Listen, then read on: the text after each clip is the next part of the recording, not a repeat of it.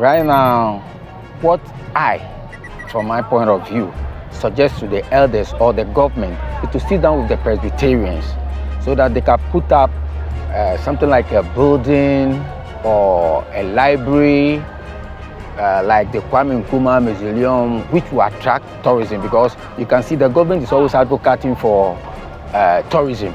And I think tourism brings a lot of money into the system. So we the La people, we can also benefit from our great man, because a lot of great people have come from this land. Yeah, I don't think today we are talking about Sgt Adjetey, but we have, I think, one from Klana who drew the coat of arms. He's also from La. I've forgotten the name. Yet Samuel Lenu is also from La. So we have great people who are from this land, and it's time for government and the traditional leaders to sit down and reason how best they can bring out something so that we can enjoy benefit from tourism. First of all, let me say that it's rather unfortunate that you have come to find this particular cemetery in the state in which it is currently. This wasn't the state in which the cemetery was. It was a properly kept cemetery. It was well fenced. You can see the remains of the fencing.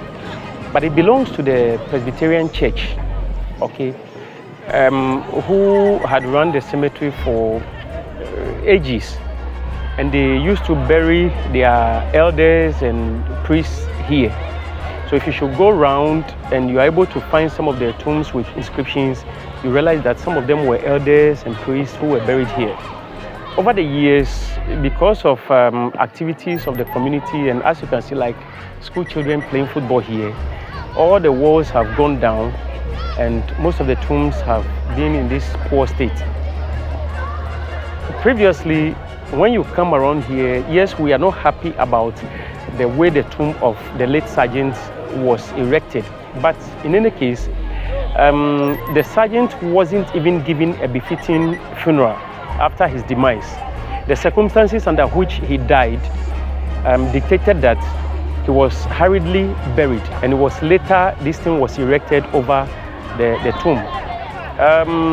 After he was shot, you know, it was supposed to be like a protest march, and they were shot at the crossroads.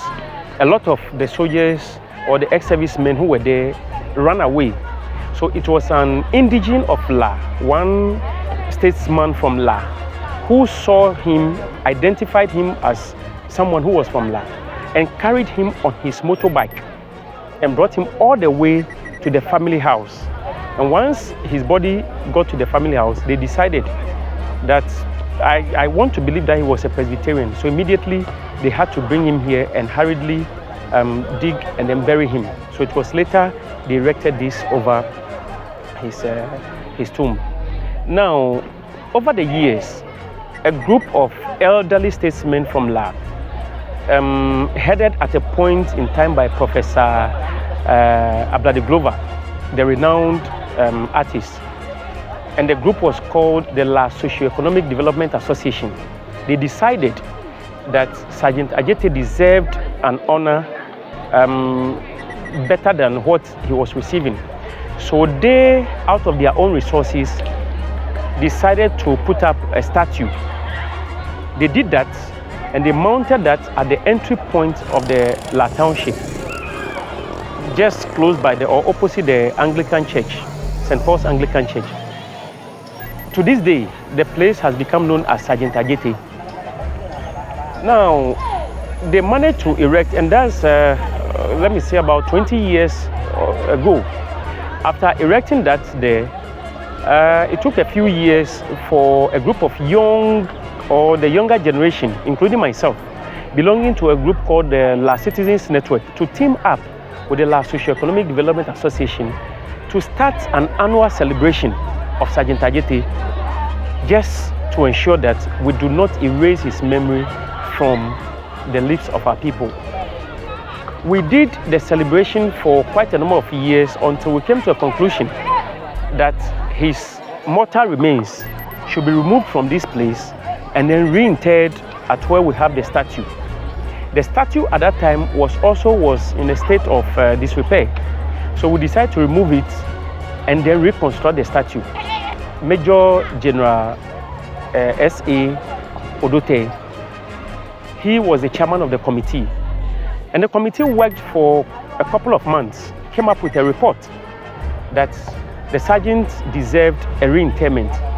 Now, this committee was made up of people from the Veterans Administration of Ghana, the Archaeological Department of the University of Ghana, the Museums and Monuments Board, Ghana Tourist Authority, the family, La Socioeconomic Development Association, and the La Citizens Network. After our report was ready, we were ready to give it to government when there came a change of government in 2016 after the elections. So we took the report to the current administration, I think it was in 2017, so that since it was still from government, we expected that government would continue the work that had been started. Now, up to this day, nothing significant has been done by government. And so our report is still gathering dust, and this is the state in which the tomb is. The mortal remains of a man who is a statesman, who also played his role in the independence struggle. In fact, it was their struggle that brought about a lot of issues that led to some disturbances that eventually erupted into the general clamor for independence. And today we have our independence. Yet, and I wouldn't say just Sgt Adjetey, we also know of Cooperativo and Private Odate. We are told that Private Odate was buried at Awudome, but unfortunately we cannot find a tomb like this where he was buried to indicate where exactly he was buried. As for Cooperativo, we have never heard of anything again, but we feel that these statesmen should be given a proper state recognition.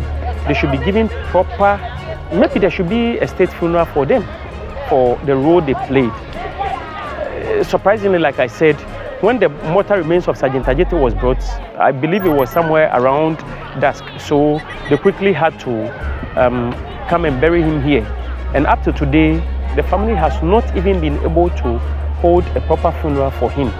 All of these things were recommendations in the report that we churned out, and we expected that government should have by now done something about it, but it's unfortunate nothing has been done. So I would use this opportunity, I'll urge the government of the Republic of Ghana to consider giving this noble statesman who struggled today has given us the freedom we wanted. They should be given a proper funeral and the proper recognition they deserve. Per the report the committee churned out, we had expected that within a period of 1 year after the report, government would have done something about it. So that should have been somewhere around 2017. Here we are at this moment, we, the local people, do not have the money to pump into this project.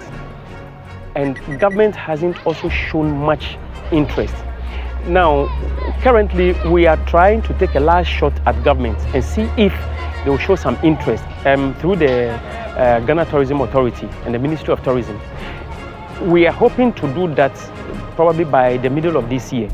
If we make that move and we still do not see an end way, we probably would want, we have the intention of looking for some businesses around so that we'll partner with them and do this. Now, if we're able to get businesses, I'm sure by the end of this year, we should be able to start something. If we are able to do that, you give us a period of 1 year, by the close of next year, 2025, we should be able to have something. As for the land, it's already there. We've already fenced the place. We have an arc there, which probably we might modify. We'll have to do the exhumation and then a few other things, and then move the mortal remains to that place, erect the statue, probably a fresh statue, and then we'll start operating the place. We have always made this call that in terms of recognition for people who have contributed to national development, it shouldn't be a one-sided approach. But what we see is that sometimes consideration is given to certain classes of people and others are neglected. And that's exactly what we have seen here. And it's the more reason why we have decided that if after the last call we intend making by the middle of this year, government doesn't show any interest, we'll take it upon ourselves and we'll do it for ourselves. And you can just imagine, once we have done that and we start bringing in tourists to come and see the place, there's no way government would have a benefit from the revenue we are raising. We are making this thing happen in such a way that central government will have a say in it, because it's a national, in fact, he is a national monument now, and so government should be able to benefit. What we see mostly is that government waits for people to take initiatives, and then when things are ripe, then government wants to come and benefit. Sometimes it shouldn't work that way. People cannot toil and suffer to do things, and then government comes to benefit. We think government should do better. We felt very bad seeing not just the mausoleum, we have seen within La here, we have seen a statue of where Dankwa Circle statue is. It's actually La. We have seen the Akufo-Addo statue. We have seen the Buzia statue. They are all erected within La. And more recently, we have seen Major Mahama. Just recently, he was killed. We have seen his monument erected, what we call Major Mahama Roundabout. Meanwhile, Major Mahama was killed by people, and Sgt Adjetey was also shot. And he is an indigene, and we have not been able to erect a monument by the state for him on his land. Yet we are able to erect monuments for other people on our land. And this is where our pain comes in. But you see, sometimes when you talk about all these things, and then you are branded as being tribalistic. Who is not tribalistic? Everybody comes from a tribe, and nobody will sit without defending his tribe's people. So when we are defending our tribe's people and we are being tagged as tribalistic, it becomes very bad for us. And I think it's a way of trying to cower us down so we don't talk about these things. But we will not. We will have to continue talking about it. If government decides to neglect the people of La, the people of GhanaWeb, we will rise up and fight for ourselves, and we will do these things for ourselves. But it's better government comes to do it so that they will partake in the glory that comes after us.